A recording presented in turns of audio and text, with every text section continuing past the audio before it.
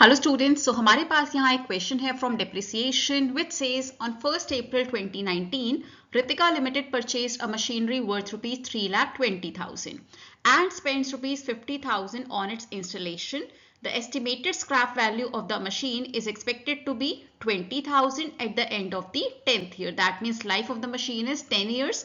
You are required to prepare machinery account and depreciation account in the books of the company for first 3 years using straight line method of depreciation. The books are closed on 31st March every year. So यहाँ पर सभी required information हमें given है. Let's start with preparation of machinery and depreciation account. सबसे पहले आपको एक ledger account का फॉर्मेट यहाँ पर चाहिए. मशीनरी अकाउंट का लेजर हम बना रहे हैं, so machinery account at the top. We will have two sides, debit and credit, और दोनों पर ही we will have same columns, that is for date, particulars, journal folio and amount. Same columns credit side पर भी आपके रहेंगे. Now let's start with the solution.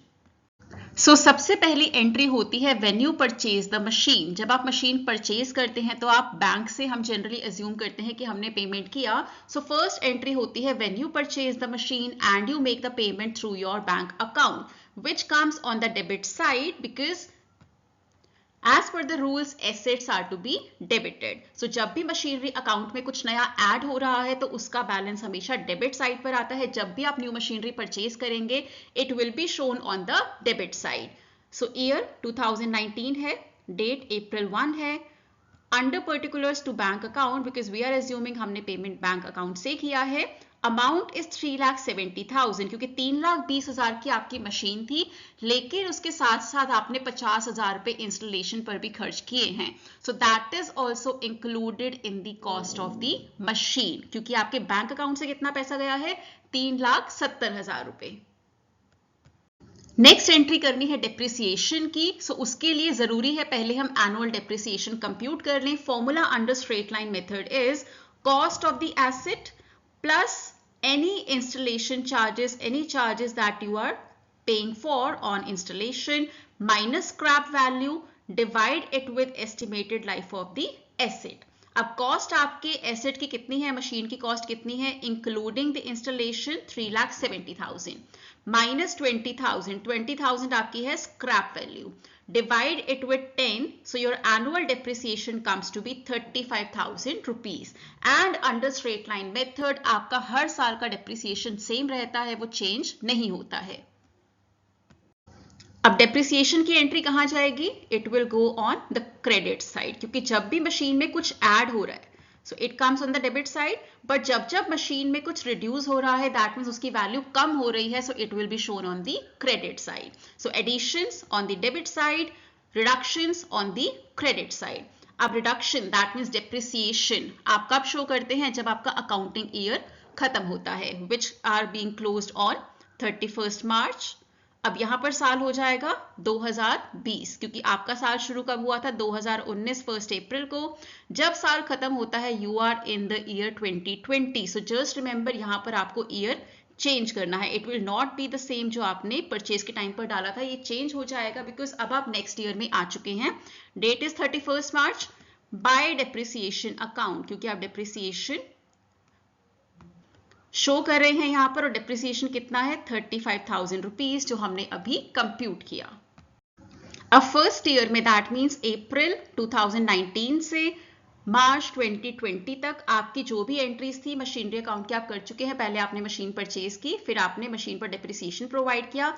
Now you have to close this year by providing closing balance. यहां पर आप क्या लिखेंगे, by balance carried down.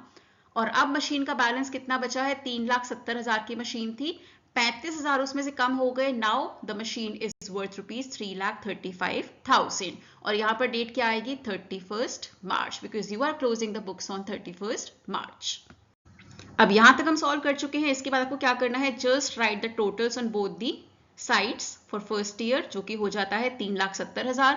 Debit में हमारे पास 3,70,000 ही है, so that becomes the total figure also. और क्रेडिट साइड पर we have 35,000 and 3,35,000 which is total to 3,70,000. Now come to the second year. Second year में क्या हो रहा है, the year is starting on 1st April 2020. यहां पर you will write to balance brought down. अब अभी तक जब ये साल शुरू हो रहा है आपके पास मशीन का क्या बैलेंस है? 3,35,000।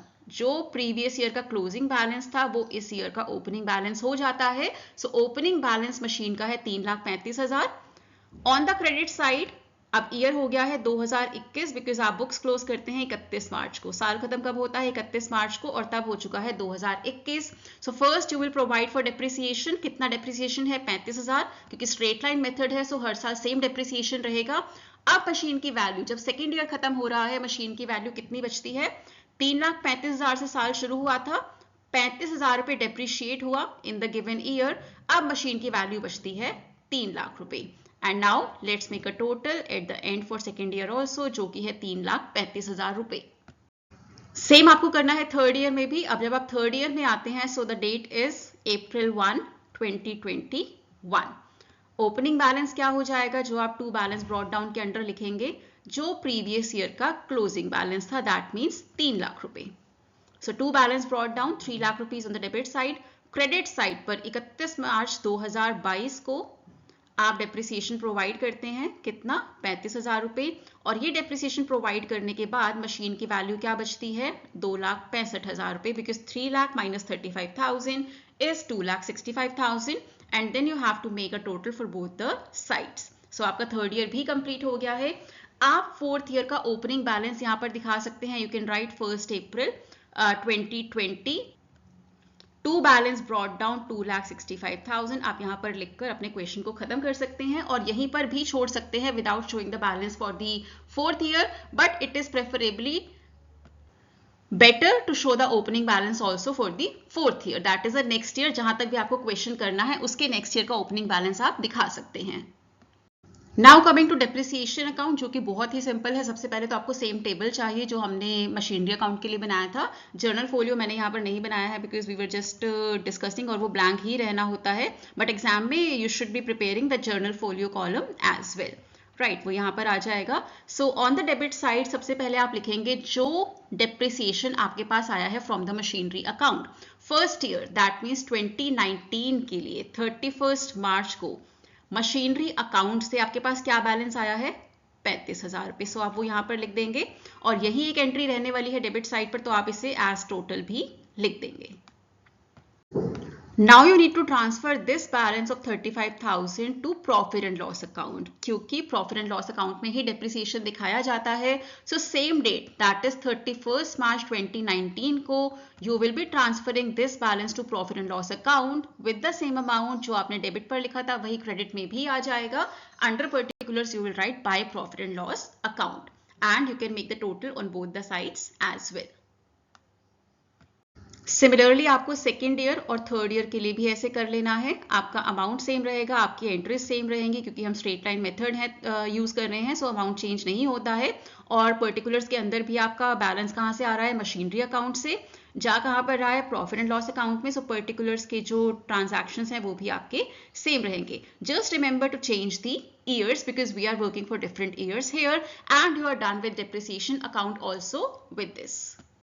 So that was all for today. I hope you liked today's video. If you did, please like, share and comment. Do subscribe to the channel. Stay tuned in for the next video that will be posted 7 PM tomorrow.